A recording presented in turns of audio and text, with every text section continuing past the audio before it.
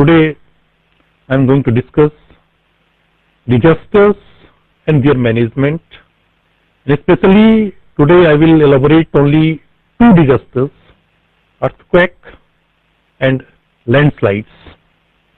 As we know, our environment is mostly affected by various natural disasters, प्राकृतिक आपदाएं जिनको हम कहते हैं।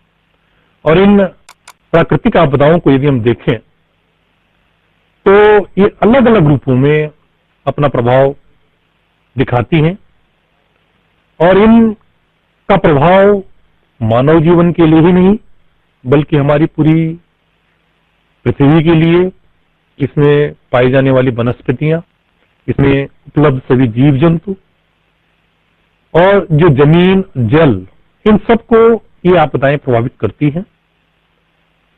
कुल मिलाकर के हम देखें तो जो भी प्राकृतिक आपदाएं हैं वे परोक्ष और अपरोक्ष रूप से हमारे पर्यावरण को प्रदूषित करती हैं।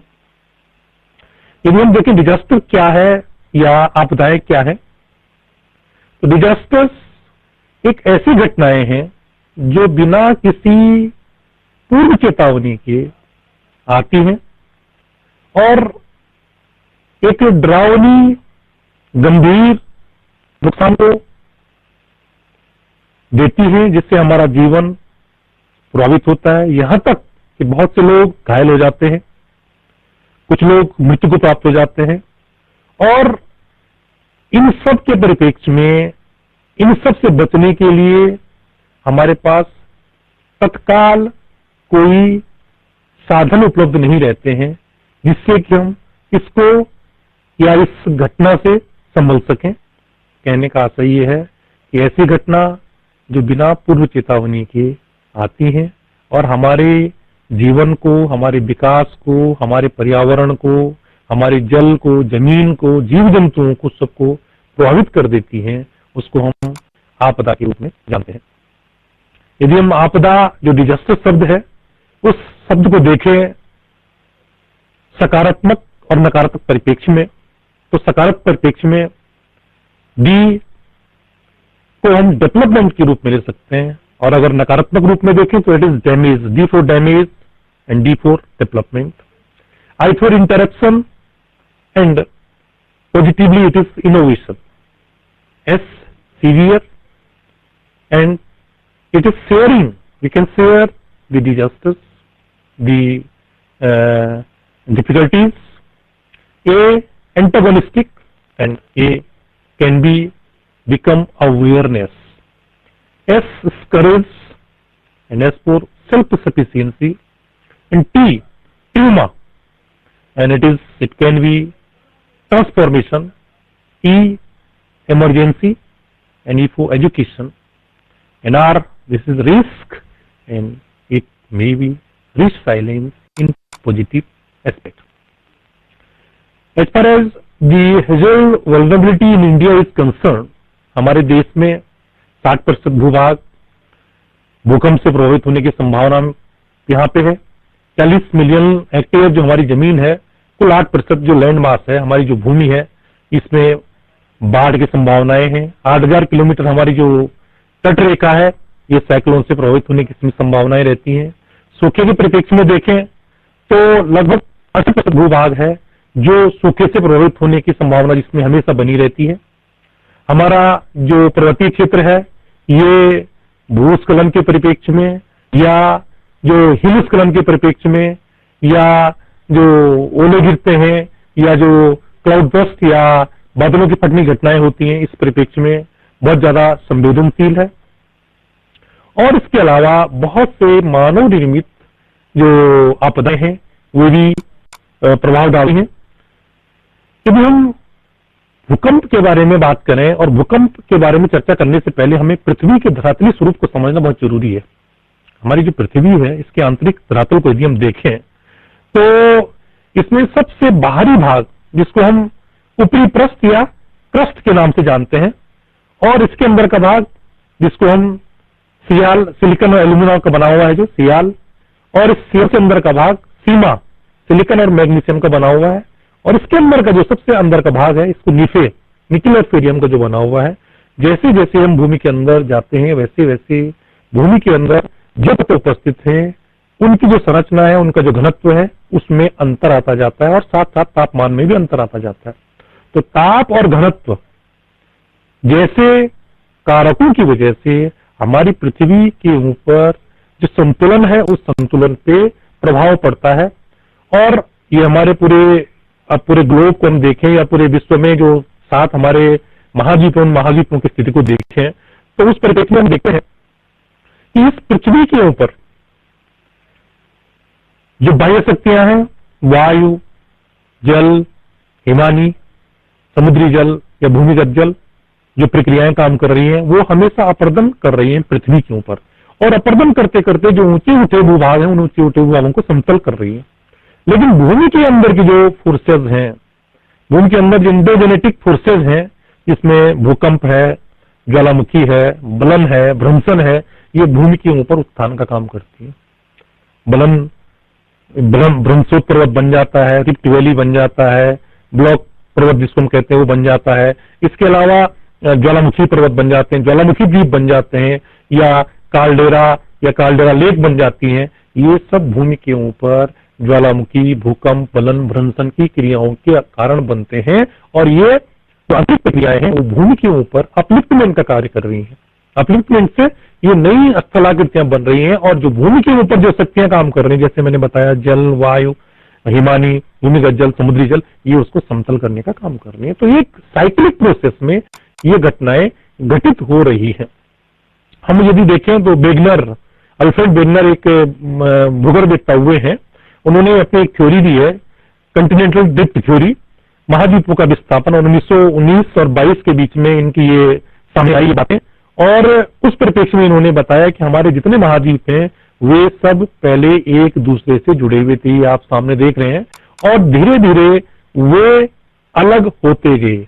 उत्तरी अमेरिका पश्चिमी यूरोप से अलग हो गया, दक्षिण अमेरिका अफ्रीका से अलग हो गया, और धीरे धीरे अलग होते होते ये आज की वर्तमान स्थिति है, इस वर्तमान स्थिति तक ये पहुंचे हैं। यानी कहीं ना कहीं ये महाद्वीप एक दूसरे से अलग होते रहे, आज भी वो प्रक्रिया चल रही है। इन्होंने इसके लिए बहुत से प्रमाण दिए हैं, और इस परिप्रेक्ष्य में यदि हम देखें तो हमारे देश में इन्हीं सब घटनाओं के परिप्रेक्ष्य में, पर्यावरणीय दशाओं के परिप्रेक्ष्य में, भूमिगत दशाओं के परिप्रेक्ष्य में बहुत सी आपदाएं हैं जिनको हम अलग अलग वर्गों में रख सकते हैं। अगर हम भूगर्भिक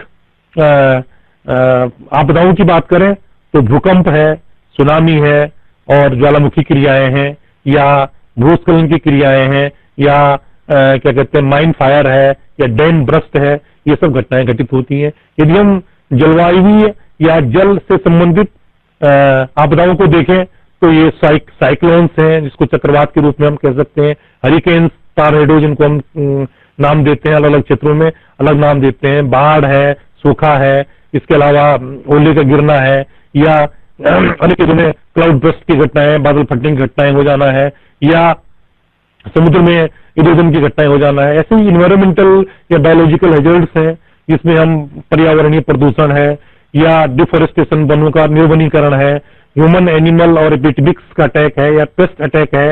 इसी तरह केमिकल अगर हम देखते हैं तो केमिकल डिजास्टर जो फैक्ट्रीज में, हमारे इंडस्ट्रीज में होते हैं, या न्यूक्लियर जो डिजास्टर्स के रूप में, या ऑयल स्प्लिट होना है, या ऑयल के फैलने से जो बाढ़ें आ जाती हैं, ये सब घटनाएं घटित होती हैं। और इसके अलावा एक्सीडेंटल डिजास्टर्स, जैसे हम एक्सीडेंट हो जाता है, बोट का है, रोड का है, ट्रेन का है, या अन्य एयर क्रैश जैसी घटनाएं हो जाती हैं, या नगरों में कहीं आग लगने की घटनाएं हो जाती हैं, या फॉरेस्ट जंगलों में आग लगने की घटनाएं हो जाती हैं। ये विभिन्न तरह की आपदाएं मानव को ही नहीं बल्कि जीव जंतुओं और यहाँ की जो जमीन है उसको भी प्रभावित करती रहती हैं। हम डिजास्टर्स को देखें तो ये दो तरह के हैं, एक नेचुरल डिजास्टर्स, प्राकृतिक आपदाएं, और दूसरी मानव जनित आपदाएं। यदि हम इन आपदाओं में दोनों में देखें तो इनमें जो मुख्य जो अंतर ये है, अगर प्राकृतिक आपदा है तो कुछ समय के बाद प्राकृतिक आपदाओं का जो प्रभाव है धीरे धीरे प्रकृति के द्वारा उस प्रभाव को खत्म कर दिया जाता है। और अगर हम 100 वर्ष बाद उस चीज को देखें तो 100 वर्ष बाद ये नहीं पता चलता है कि कभी प्रकृति ने इतना बड़ा कहर, इतनी बड़ी आपदा यहाँ पे लाई होगी। लेकिन मानव जनित जो आपदा है इसका प्रभाव कभी खत्म नहीं होने वाला होता है। उदाहरण के तौर पे भोपाल गैस ट्रेजेडी जो 1984 में हुई थी, जिसमें मिथाइल आइसोसाइनाइड गैस रिस गई थी, अभी भी उसका प्रभाव देखने को मिल रहा है और पीढ़ी दर पीढ़ी उसका प्रभाव बना रहेगा, क्योंकि ये मानव जनित आपदाएं। इसलिए प्राकृतिक आपदा और मानव जनित आपदा में सबसे बड़ा यही अंतर है कि मानव जनित आपदा का प्रभाव लंबे समय तक मानव जीवन को प्रभावित करता रहता है और इसका जो प्रभाव है वो पीढ़ी दर पीढ़ी हमारे समाज को परेशानी में डाले हुए रहता है। यदि हम भूकंप के परिप्रेक्ष्य में बात करें, भूकंप के कारणों को देखें, तो ये आप देख रहे हैं सामने जो चित्र दिख रहा है, ये अलग अलग तरह की जो प्लेट्स हैं वो प्लेट्स एक दूसरे के अलग अलग स्लाइड करती हैं, क्योंकि हमारी जो पृथ्वी है उस पृथ्वी में 6 बड़ी प्लेटें और लगभग 7 बड़ी प्लेटें और 18 के करीब छोटी प्लेटें मानी गई हैं। ये दृढ़ भूखंड हैं जिनके ऊपर विभिन्न महाद्वीप टिके हुए हैं, विभिन्न महासागर, ये महासागरीय प्लेट भी होती है, यानी स्थलीय भूमि के नीचे भी ये प्लेट्स हैं और जलीय भूभाग के नीचे भी ये प्लेट्स हैं। ये प्लेट्स जब एक दूसरे के अगल बगल खिसकती हैं, एक दूसरे से विपरीत दिशा में जाती हैं या एक दूसरे से टकराती हैं, तो निश्चित तौर पे इन घटनाओं के परिप्रेक्ष्य में भूकंप या भूकंप जनित घटनाएं घटित होती हैं। ये भारत में जब कभी भूकंप आता है तो विशेषकर जो जोन 5 और 4 में जो क्षेत्र हैं और विशेषकर हिमालय वाला क्षेत्र भूकंप की दृष्टि से अति संवेदनशील है। इस क्षेत्र में देखें तो ये भारत जो इंडियन प्लेट है, ये इंडियन प्लेट के बारे में ये कहा जाता है कि ये प्रतिवर्ष लगभग 2 से लेकर के 5 सेंटीमीटर प्रतिवर्ष यूरेशियन प्लेट की तरफ उत्तर पूर्व की तरफ खिसक रही है और इसके खिसकाव में जब कभी भी किसी एक समय में ये प्लेट आधा सेंटीमीटर या 1 सेंटीमीटर खिसक जाती है तो बहुत बड़ी तीव्रता का भूकंप आता है। अगर हम भूकंप के अन्य कारणों को देखें तो भूकंप के कारणों में बलन भी एक कारण है।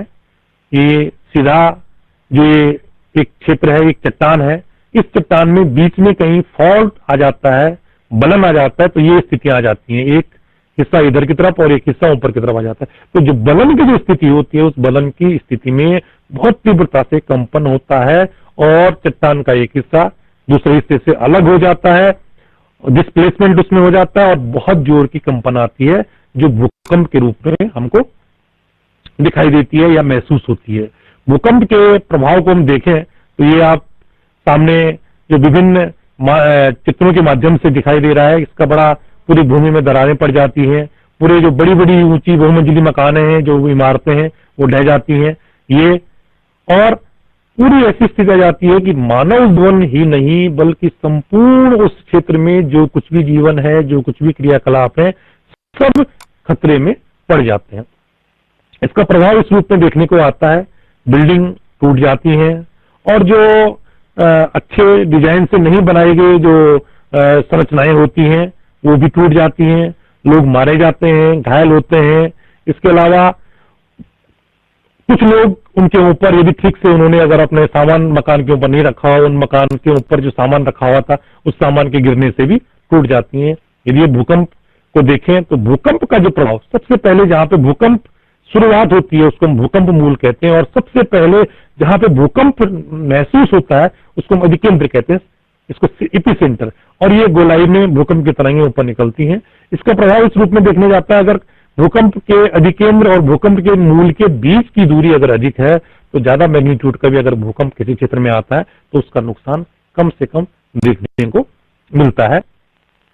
ये भूकंप मूल, ये उसी को गोलाई में जो भूकंप की जो क्या कहते हैं तरंगे हैं वो आगे बढ़ती हैं और सबसे पहले जहां पे जैसे मैंने बताया महसूस होती हैं उसको हम भूकंप केंद्र के रूप में जानते हैं। ये विभिन्न तरह के भूकंप विभिन्न क्षेत्रों में जो आए हैं, क्योंकि ये भूकंप प्रभावित जो क्षेत्र है उसमें कभी भी किसी भी समय एनर्जी को रिलीज होने के लिए, ऊर्जा को रिलीज होने के लिए कहीं ना कहीं कोई कमजोर धरातल की आवश्यकता होती है और उस कमजोर धरातल को तोड़ करके वो ऊर्जा वापस बाहर निकलती है। अगर बार बार भूकंप आते रहते हैं, छोटे छोटे भूकंप आते हैं, तो वो जो ऊर्जा है वो निकलती रहती है। लेकिन अगर लंबे समय तक अगर भूकंप, छोटे छोटे भूकंप के झटके नहीं आते हैं, तो आने वाले समय में एक खतरे के रूप में, ये चेतावनी के रूप में उसको समझा जाना चाहिए कि कभी भी बड़ा भूकंप आ सकता है। यदि हम भारत को देखें तो इसमें जोन 1 जो ये बीच का चित्र है, ये सबसे कम खतरे वाला चित्र, यहाँ पे सबसे कम भूकंप आने की संभावना है। जोन 2 में उससे थोड़ा ज्यादा संभावनाएं हैं। जोन 3 जो ये पीले रंग में दिखाई दे रहा है, इसमें और उससे थोड़ा ज्यादा संभावनाएं भूकंप की हैं। लेकिन जोन 4, ये जो हरे रंग में दिख रहा है, ये जोन 4, और उसके अलावा ये जोन 5, ये सबसे ज्यादा भूकंप की दृष्टि से संवेदनशील चित्र है। पूरा हिमालय का चित्र, उत्तराखंड हमारा राज्य का चित्र, इसके अलावा गुजरात का कच्छ वाला जो क्षेत्र है, और इसके अलावा उत्तर पूर्व वाला जो क्षेत्र है, ये भूकंप की दृष्टि से बहुत ज्यादा संवेदनशील क्षेत्र है। और इन क्षेत्रों में मकानों के परिप्रेक्ष्य में विशेष ध्यान दिया जाना चाहिए कि कोई भी मकान 15 मीटर से ज्यादा ऊंचाई का नहीं बनाया जाना चाहिए, क्योंकि भूकंप के परिप्रेक्ष्य में ये बहुत ज्यादा नुकसानदेह साबित हो सकता है। यदि हम भूकंप के कारणों को देखें तो उसके बहुत से कारण हैं, जिनमें जो प्रमुख कारण है, सबसे पहला कारण ज्वालामुखी क्रिया। ज्वालामुखी क्रिया, जब कहीं ज्वालामुखी घटना घटित होती है, बहुत भूमि के अंदर से बहुत तेजी से लावा, वाष्प और छोटे छोटे कंकड़ पत्थर बाहर निकलते हैं, और वो एक विस्फोट के साथ निकलते हैं, और उसके आसपास के क्षेत्र में उससे भूकंप के रूप में उसका प्रभाव देखने को मिला है। दूसरा, जो भ्रंशन की क्रियाएं होती हैं जमीन के अंदर, जो चट्टानें टूट जाती हैं, उससे भी कंपन होती है, वो भी भूकंप के रूप में महसूस होता है। प्लेट टेक्टोनिक्स, जैसे मैंने जिक्र किया कि हमारी जमीन के अंदर, हमारी भूमि के अंदर, हमारी पृथ्वी के अंदर 7 बड़ी प्लेट और उसके अलावा 18 छोटी छोटी प्लेट्स हैं। इन प्लेट्स में एक दूसरे के प्रति मूवमेंट होता रहता है, और इसकी वजह से भूकंप की घटनाएं होती हैं। स्थलीय क्षेत्र में या पृथ्वी के ऊपर भूभाग में अगर हम आर्टिफिशियल रूप में, अप्राकृतिक रूप से जल को एकत्रित करते हैं, वो भी भूकंप का कारण बन जाता है। इसके अतिरिक्त हमारी जो पृथ्वी है, क्योंकि पृथ्वी के बनने की जो प्रक्रिया है वो निरंतर प्राचीन समय से चली आ रही है, और धीरे धीरे हमारी पृथ्वी सिकुड़ती जा रही है, तो इसमें जो सिकुड़ने की जो प्रवृत्ति है, उस सिकुड़ने की प्रवृत्ति से भी भूकंप आने की संभावनाएं बन जाती हैं। जो गैसेज हैं, जो भूमि के अंदर जल जब प्रवेश कर जाता है, और भूमि के अंदर जैसे जैसे हम अंदर प्रवेश करते हैं तो ताप में वृद्धि होती जाती है। उस ताप में वृद्धि के कारण जो जल है वो वाष्प में बदल जाता है, और वो जल वाष्प बाहर निकलने का प्रयास करता है। जो उसमें जो विभिन्न तरह की जो गैसें हैं वो बाहर निकलने की प्रयास करती हैं, और जहां पे उनको पृथ्वी की पपड़ी पर कमजोर धरातल दिखाई देता है, उस कमजोर धरातल को फाड़ करके ये बाहर आती हैं और विस्फोट के साथ बाहर आती हैं। इससे कंपन महसूस होती है, और उससे भूकंप की गतिविधि महसूस होती है और भूकंप आते हैं। इसके अतिरिक्त जो समस्थिति है, हमारी पृथ्वी में समस्थिति है बनी हुई, जितने ऊंचे भूभाग हैं वो उतने लंबाई में, उनकी उतनी गहराई में उनकी जड़ है। तो उस ये समस्थिति में लेसर हाई डेंसिटी, अगर साइज बड़ा है तो उसकी डेंसिटी कम होगी, और साइज छोटा है तो उसकी डेंसिटी अधिक होगी। इसी परिप्रेक्ष्य में जो समस्थिति का सिद्धांत है, उसमें यदि अगर कोई असंतुलन की स्थिति पैदा होती है तो उससे भी भूकंप आने की संभावनाएं बढ़ जाती हैं। ये पूरे विश्व में यदि हम देखें कि डिफरेंट प्लेट्स ये इसमें दिखाई गई हैं, अलग अलग प्लेट्स, और इन प्लेट्स में मूवमेंट होता रहता है। इन मूवमेंट्स की वजह से भी भूकंप की घटनाएं घटित होने की संभावनाएं बनी रहती हैं। यदि हम उत्तराखंड के परिप्रेक्ष्य में देखें, क्योंकि हमारा संपूर्ण उत्तराखंड एक भूकंप की दृष्टि से, आपदाओं की दृष्टि से बहुत ज्यादा संवेदनशील क्षेत्र है। इसमें यदि हम देखें तो इसमें पूरे क्षेत्र में अगर आप मुनस्यारी थ्रस्ट से शुरू करें, मुनस्यारी थ्रस्ट, पैथियन, और उसके अलावा साउथ पैथियन, उसके अलावा वाटिका, उसके अलावा ये वाटिका थ्रस्ट, और ये तमाम ये एमबीटी और एमएफटी, ये सारी थ्रस्ट लाइंस इसके नीचे से होकर के गुजरती हैं। निश्चित तौर पे जहां जहां थ्रस्ट लाइन होगी, यानी थ्रस्ट लाइन का मतलब है एक ऐसा भूमि के अंदर एक गहरा और सकरा चौड़ा भूभाग जो उस बीच वाले क्षेत्र को एक दूसरे से अलग करता है। तो उस निश्चित तौर पे उस थ्रस्ट लाइन पे कभी भी अगर कोई भूकंप आता है तो उस थ्रस्ट लाइन के आसपास जो भी मकान होंगे, जो भी निर्माण होंगे, जो भी अवस्थात्मक स्वरूप होंगे, जो संरचनाएं होंगी, उनको ज्यादा नुकसान होने की संभावनाएं हमेशा बनी रहती हैं। भूकंप के उपरांत यदि हम मानव जनित आपदाओं को परिप्रेक्ष्य में देखें तो उनमें फॉरेस्ट फायर, जंगल में आग लगने की घटनाएं, रेल, रोड और एयर वाटर एक्सीडेंट्स और उसके अलावा एपिडेमिक्स महामारियां, ये भी मानव द्वारा निर्मित आपदाएं हैं। और इस परिप्रेक्ष्य में बहुत जरूरी है कि हम लोग जागरूक रहें, क्योंकि हम देखते हैं कि हम लोग सब कुछ जानते हुए भी, कि आप देख रहे हैं कि लगभग 33 kV की इलेक्ट्रिक लाइन गुजर रही है और उसके बाद नीचे हमने अपने घास को सुरक्षित रखने के लिए उसके नीचे हमने उसको लगा दिया है। तो ये एक सामान्य सी परिस्थितियों में हम लोग ये करते हैं, लेकिन ये बहुत गलत परंपराएं हैं और ये हमारे स्वास्थ्य के लिए ही नहीं बल्कि आपदाओं को नौतादे की स्थितियां हम पैदा कर रहे हैं। लैंडस्लाइड्स यदि हम देखें, भूस्खलन को देखें, तो इससे पूरी सड़कें बंद हो जाती हैं, यातायात अवरुद्ध हो जाती है, हमारी आर्थिक गतिविधियां जो संपन्न होनी, जो सुचारू रूप से चलती रहती हैं, वो बाधित हो जाती हैं। और सबसे बड़ी बात यह है कि हमारा जो पर्यटन है, जो पर्यटक है, वो इससे वापस होने की स्थिति में हो जाता है। पर्यटक यदि एक टूर पैकेज में जा रहा है तो निश्चित तौर से अगर उसमें सड़क बाधित हो जाती है लैंडस्लाइड की वजह से, तो उसका पूरा टूर पैकेज बाधित हो जाता है। तो ये घटनाएं, क्योंकि ये प्राकृतिक घटना है भूस्खलन की, और ये ढाल के स्वरूप पे, मिट्टी के स्वरूप पे, मिट्टी के जकड़न के परिप्रेक्ष्य में, वहां पे वनस्पति के आवरण के परिप्रेक्ष्य में क्या स्थितियां हैं, इस पर निर्भर करता है। और ये आप देख रहे हैं पूरा का पूरा ट्रैफिक इस पूरे क्षेत्र में बाधित हो जाता है। और कभी कभी तो ऐसा होता है कि 2 या 3 दिन तक पूरी सड़कें बंद रहती हैं, चाहे वो चारधाम यात्रा के मार्ग हो या चाहे कोई अन्य महत्वपूर्ण मार्ग हो। और इसका प्रभाव केवल सड़कों तक ही सीमित नहीं है, बल्कि हमारे जो बुग्याल है, जो हमारी जो प्राकृतिक, जो सिनिक ब्यूटी के लिए प्रसिद्ध है, उनमें भी इनका प्रभाव देखने को मिलता है। और ये पूरा जो धीरे धीरे पूरा ये क्षेत्र इसकी वजह से प्रभावित होता है। वरुणावत के परिप्रेक्ष्य में यदि हम देखें तो ये पूरा वरुणावत जो इस स्थिति में था 2003, 24 सितंबर 2003 से पहले की स्थिति ये दिख रही है। और इसके बाद यहाँ पे क्या स्थिति आई, ये आप देख रहे हैं, पूरा चारों 3 तरफ से ये पूरा अपरदित हो गया भूस्खलन की वजह से। और इसका प्रभाव किस रूप में देखने को मिला, यदि हम देखें तो ये 3 होटल यहाँ पे हुआ करते थे, इनका नामो निशान आज की स्थिति में नहीं है। इतना ज्यादा मलबा इस क्षेत्र में आकर के पूरा इसने प्रभावित किया है।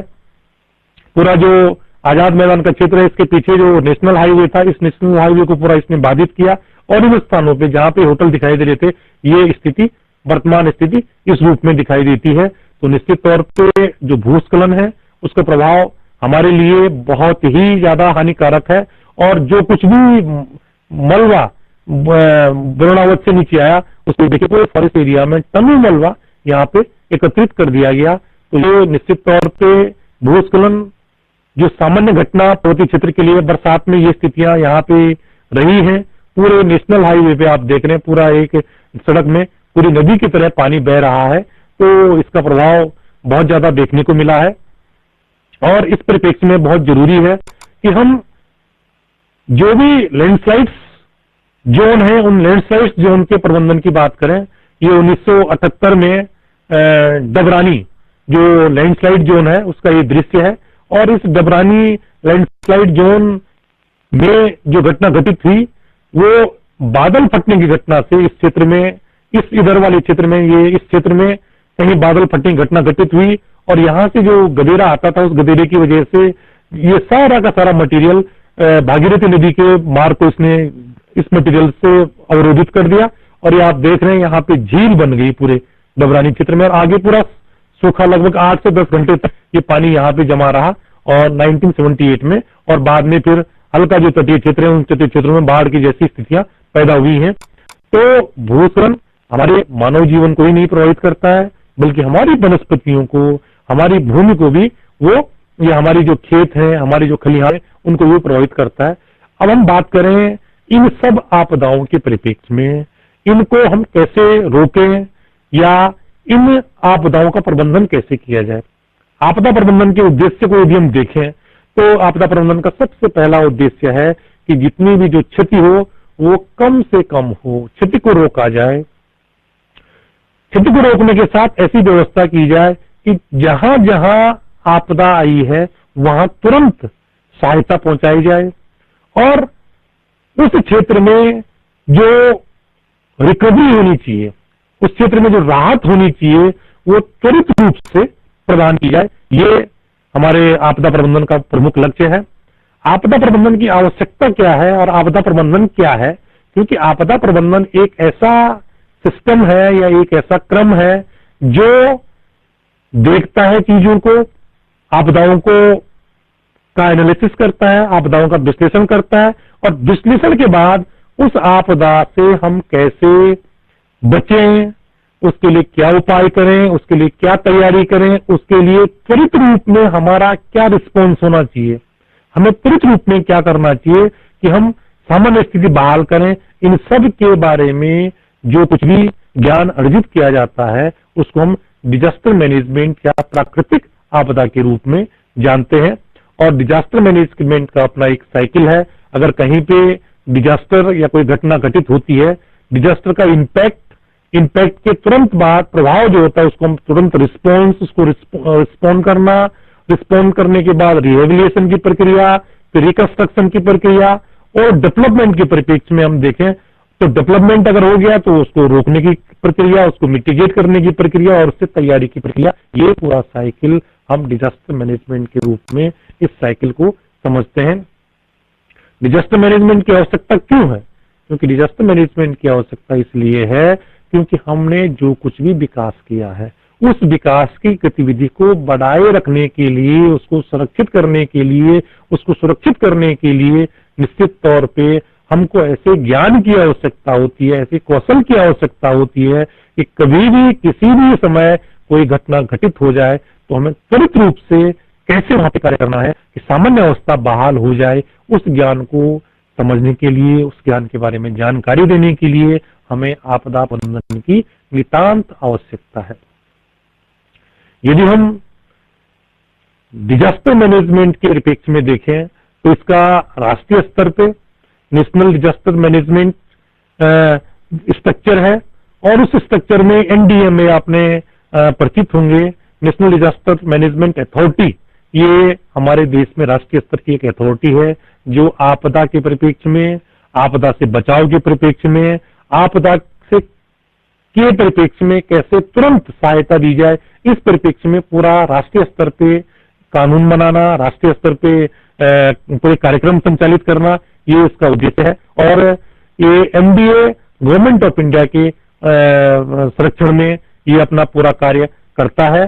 और इसके वजह से क्योंकि राष्ट्रीय स्तर पे और उसके बाद राज्य स्तर पे राज्य आपदा प्रबंधन समितियां बनी हुई हैं, उसके राज्य स्तर पे के बाद फिर जिला स्तर पे जिला आपदा प्रबंधन समितियां बनी हुई हैं और इन समितियों के माध्यम से पूरे जिले में, पूरे क्षेत्र में आपदा से कैसे बचा जाए, आपदा के बारे में कैसे जानकारी ली जाए, आपदा के बारे में कैसे लोगों को जागरूक किया जाए, इन सब कार्यों के परिप्रेक्ष्य में कानून का निर्माण किया गया है, नियम बनाए गए हैं और समय समय पर जो क्षेत्र आपदा से जहां पे संवेदनशीलता जहां पे बनी हुई है, उन आपदा से संवेदनशील क्षेत्रों में इस तरह के कार्यक्रम संचालित किए जाते हैं। तो निश्चित तौर पे क्योंकि आपदा प्रभावित क्षेत्रों में चाहे वो भूकंप से संबंधित आपदा हो, चाहे वो भूस्खलन से संबंधित आपदा हो, चाहे वो वनाग्नि से संबंधित आपदा हो या चाहे वो किसी अन्य तरह की मानव निर्मित आपदा हो,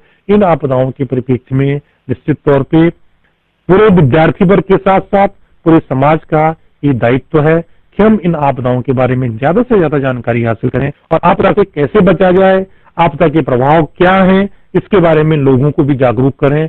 निश्चित तौर पे अगर हम पूरे समाज को, लोगों को आपदा से होने वाली घटनाएं और इसके बारे में जागरूकता प्रदान करेंगे तो हमारा एक स्वस्थ समाज बनेगा।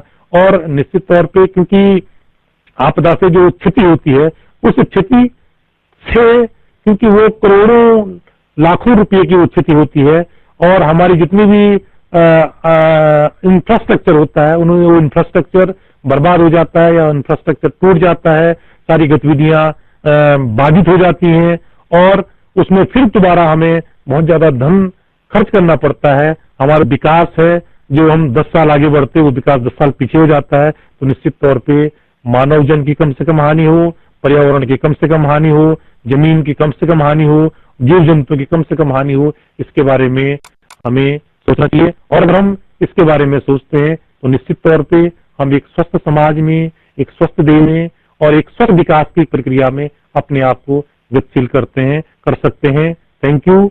और मैं कहना चाहूंगा, ए stitch in time is saves 9। धन्यवाद।